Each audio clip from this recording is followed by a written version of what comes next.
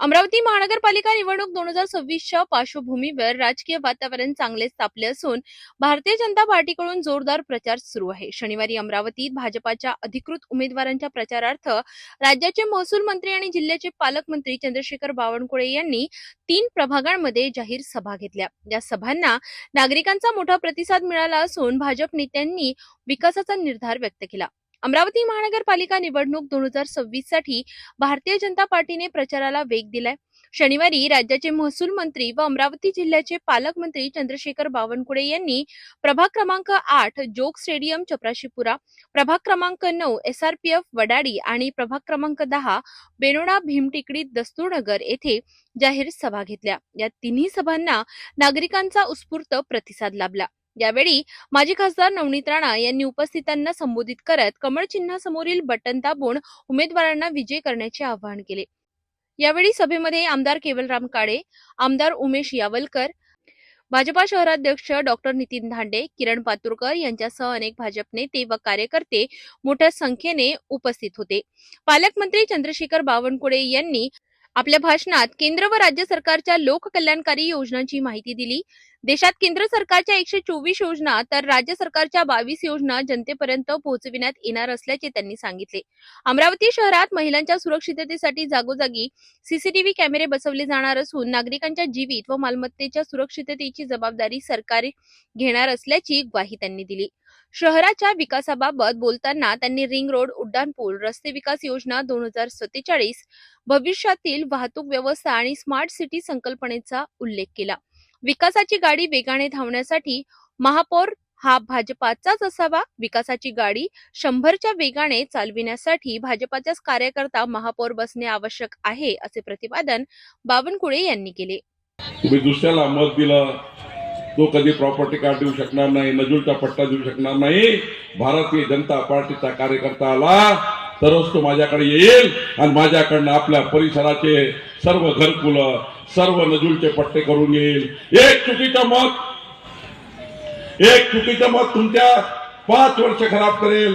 एक कमळाचं मत तुम्हाला प्रॉपर्टी कार्ड देईल, एक कमळाचं मत तुम्हाला घरकुल देईल, एक कमळाचं मत तुम्हाला प्रधानमंत्री सूर्य घर देईल। बंधू भगिनींनो, खऱ्या अर्थाने आज बघा या राज्यामध्ये मध्य प्रदेशमध्ये 25 वर्षापासून लाडकी बहीण योजना चालू आहे। भारतीय जनता पार्टीचं सरकार मध्य प्रदेशमध्ये आहे। तुम्ही या ठिकाणी विचारा, 25 वर्षापासून लाडक्या बहिणीची योजना चालू आहे। छत्तीसगडमध्ये 15 वर्षापासून लाडक्या बहिणीची योजना चालू आहे। आणि बंधू भगिनींनो, आपल्या या कर्नाटकमध्ये काँग्रेसचं सरकार आलं। कर्नाटकमध्ये लाडक्या बहिणीची योजना बंद झाली। जिथे काँग्रेसचं सरकार, जिकडे पंजाब तिकडे काँग्रेसचं सरकार, तिकडे लाडक्या बहिणीची योजना बंद। जिकडे कमळाचं सरकार तिकडे लाडक्या बहिणीची योजना चालू। आणि आपण आता तर लाडक्या बहिणीच्या योजनेला मजबूत करतोय, तिला वाढवतोय। आणि एवढंच नाही तर नागपूरमध्ये आम्ही 2200 महिला बचत गटांना, मान्य देवेंद्रजी, मी, नितीनजी यांनी 500 महिला बचत गटांना 10 महिलाचा एक गट, 10 महिलाचा एक गट, 10 महिलाचा एक गट तयार करून या ठिकाणी बसलेल्या सर्व उमेदवारांना माझी विनंती आहे, तुम्ही निवडून आल्यावर 20 महिलाचा एक बचत गट तयार करा। 20 महिलाचा। आणि हा बचत गट एका उमेदवारांनी 25 बचत गट तयार करा। एक उमेदवार 25 गट तयार करा।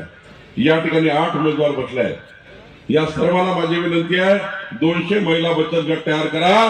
प्रत्येक गटाला 1 लाख रुपयाचं अनुदान देण्याचा, चेक देण्याचा निर्णय, अनुदान देण्याचा निर्णय आपल्या अमरावती करता, महाराष्ट्र करता 30 लाख घरं दिले। 30 लाख घरं दिले, त्यातले 15,000 घरं मी अमरावती करता आणणार आहे। आणि या अमरावतीमध्ये आपल्या भागातल्या जनतेला प्रॉपर्टी कार्ड दिल्यानंतर 2.5 लाखाचं घर देण्याची योजना आपण करतोय। बंधू भगिनींनो, 15 तारखेच्या निवडणुकीमध्ये या अमरावती शहरामध्ये अमरावतीचा 2047 23 वर्षानंतर हे अमरावती शहर कसं असेल? आज जन्म झालेलं बाळ आणि या 23 वर्षात येणारे बाळ, याकरता आपल्या अमरावतीमध्ये काय काय व्यवस्था करायला लागेल याचा संपूर्ण ठराव या नगरसेवकाला करायचा आहे.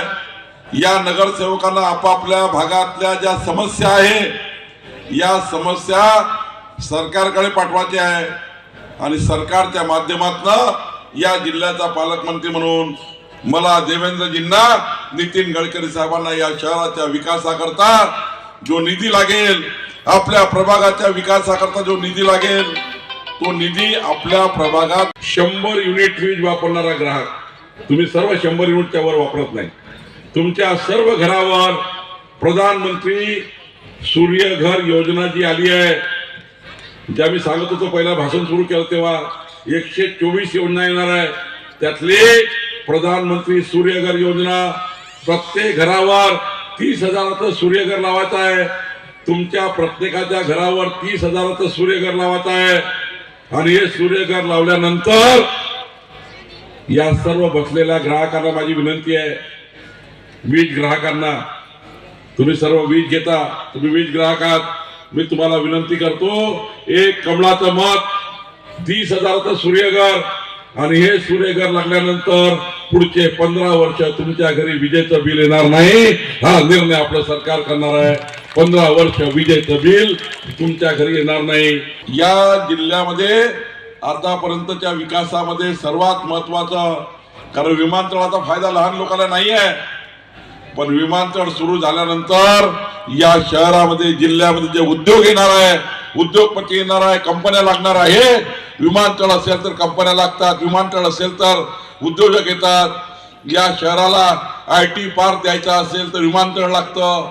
या शहराला IIM IIIT करायचं असेल तर विमानतळ लागतं. बंधू भगिनींनो, या शहराच्या विकासाकरता जर अमरावती शहर शिक्षणाचा हब तयार करायचा असेल तर विमानतळ पाहिजे. भारतीय जनता पार्टीच्या प्रचार दौऱ्यामध्ये मेळघाट मतदारसंघाचे आमदार केवलराम काळे हे दौरे करत आहे. काय म्हणणार की महानगरपालिका निवडणुकीमध्ये भाजपाला कसं यश मिळणार? अमरावती महानगरपालिकामध्ये या सध्या वार्ड नंबर 9 मध्ये सध्याच जिल्ह्याचे पालकमंत्री बावनकुळे साहेब यांची सभा झाली आणि सभामध्ये आमचे सर्व उमेदवार इथं हजर आहेत आणि भारतीय जनता पार्टीचे सर्व उमेदवार आणि मित्र पक्षाचे उमेदवार आहेत. आणि या कार्यक्रमामध्ये लोकांचा अति उत्साह आहे आणि अति उत्साह असल्यामुळे आम्ही बावनकुळे साहेबांनी जे भाषणामध्ये जे बोलले आहेत की अमरावती शहराचा ते विकास करणार आहे आणि वरते नरेंद्र मोदी आणि खाली देवेंद्र फडणवीस आणि जिल्ह्यामध्ये आपले बावनकुळे साहेब हे विकासाची गंगा कसे वाहतील हे त्यांनी सर्वांनी समजावून सांगितलेलं आहे. आणि या अमरावती जिल्ह्यामध्ये, अमरावती शहरामध्ये, महानगरपालिकामध्ये लोकांचे प्रचंड उत्साह आहे आणि निश्चितपणे या अमरावती महानगरपालिकामध्ये भारतीय जनता पार्टीचे उमेदवार निवडून येतील आणि भारतीय जनता पार्टीचे महापौर बनतील.